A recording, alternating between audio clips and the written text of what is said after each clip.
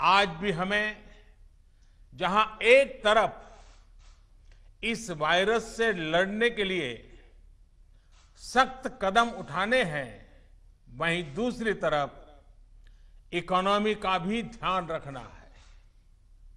हमें एक तरफ देशवासियों का जीवन भी बचाना है, तो दूसरी तरफ देश की अर्थव्यवस्था को भी स्टेबलाइज करना है, स्पीड अप करना है। इस सिचुएशन में आपने गेटिंग ग्रोथ बैक इस बात को प्राथमिकता दी है और निश्चित तौर पर इसके लिए आप सभी भारतीय उद्योग जगत के लोग बधाई के पात्र हैं। बल्कि मैं तो गेटिंग ग्रोथ बैक से आगे बढ़कर ये भी कहूंगा कि yes we will definitely get our growth back. आप लोगों में से कुछ लोग सोच सकते हैं कि संकट की इस घड़ी में मैं इतने कॉन्फिडेंस से ये कैसे बोल सकता हूं। मेरे इस कॉन्फिडेंस के कई कारण हैं। मुझे भारत की कैपेबिलिटीज और क्राइसिस मैनेजमेंट पर बहुत भरोसा है। मुझे भारत के टैलेंट और टेक्नोलॉजी पर भरोसा है। मुझे भारत के इनोवेशन और इंटेलेक्ट पर भरोसा है।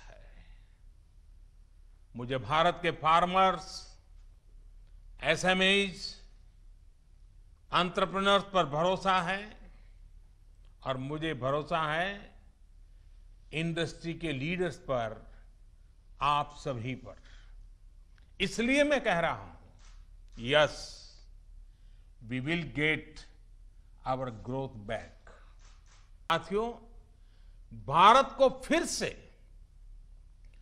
तेज विकास के पथ पर लाने के लिए, आत्मनिर्भर भारत बनाने के लिए 5 बातें बहुत आवश्यक है। इंटेंट, इंक्लूजन, इन्वेस्टमेंट, इंफ्रास्ट्रक्चर और इनोवेशन। हाल में जो बोल्ड फैसले लिए गए हैं, उसमें भी आपको इन सभी की झलक मिल जाएगी। इन फैसलों के साथ हमने तमाम सेक्टर्स को फ्यूचर रेडी किया है।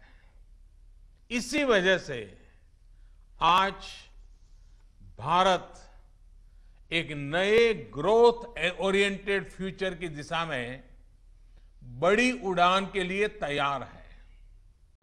साथियों, हमारे लिए रिफॉर्म्स ये कोई रैंडम या स्कैटर्ड डिसीजन नहीं रहे हैं। हमारे लिए reforms systematic, plan, integrated, interconnected और फ्यूचरिस्टिक प्रोसेस है। हमारे लिए रिफॉर्म्स का मतलब है फैसले लेने का साहस करना और उन्हें लॉजिकल कंक्लूजन तक ले जाना।